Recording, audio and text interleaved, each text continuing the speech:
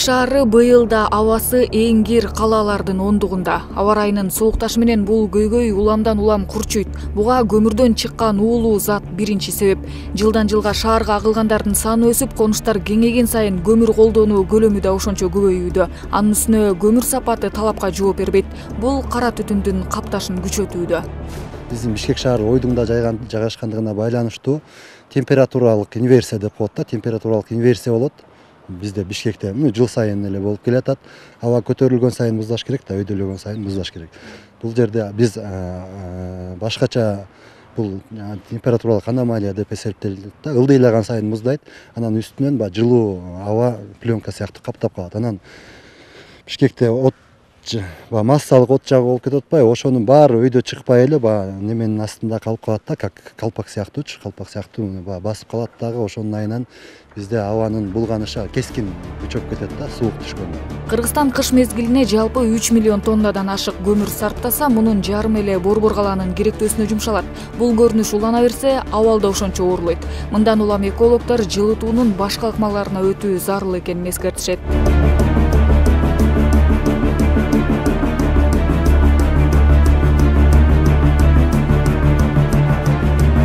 Макул менен жепке тийишпей эле коеюнчу макул.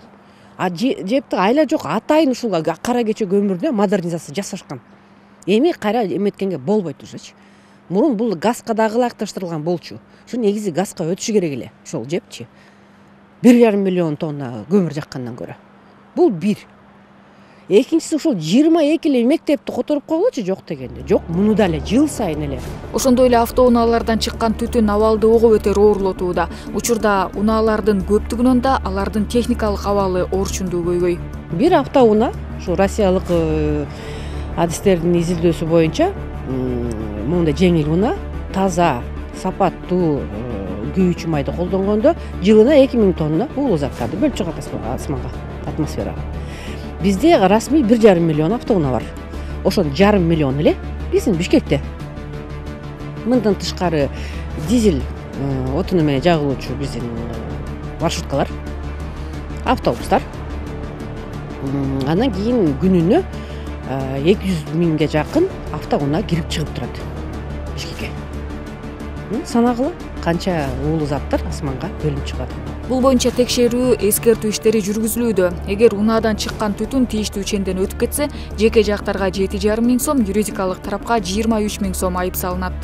100га жакын автоунаа азыркы учурда текшерилип, Бишкектин борбордук көчөлөрүнөн жана топтошкон автоунаа топтошкон жана вокзалдардан, ушундай жерлерден текшерүүлөр жүргүзүлүп атат. Ал тарабынан текшерүүлөр жүрүшүндө Бишкекте көпчүлүк автоунаалардан көрсөтүлгөн деңгээлден түтүн чыгаруу деңгээли көрсөтүлгөн деңгээлден ашык чыгып атат да. Бул тарабынан биз эскертүү иштерин жүргүзүп атабыз. Жана ошондой эле кээ бир автоунааларга аябай өлчөмдөн тышкары болсо айып пул салынып атат. Мындан тышкары жыл бою быкшыган түтүн баскан Таштанды полигону, айрым чакан ишканалар менен мончолордон чыккан ыш абаны андан да булгап, натыйжада атмосферада булганыч талаптагыдан 20 эсе жогорулап кетет. Эскерте кетсек, Бириккен Улуттар уюму менен Бүткүл дүйнөлүк саламаттыкты сактоо уюмунун изилдөөсүндө дүйнөдө бир жылда 7 миллион адам кир абанын кесепетинен каза болору белгиленген. Кыргызстанда бул боюнча атайын изилдөө иштери жүргөн эмес, бирок өпкө, жүрөк, кан тамыр ооруларынын санынын өсүшүнө дал ушул булганган аба себеп дешет адистер. Нурайым Бейшеналиева, Асылбек Курманалиев, Автандил Бактыбеков, СТВ.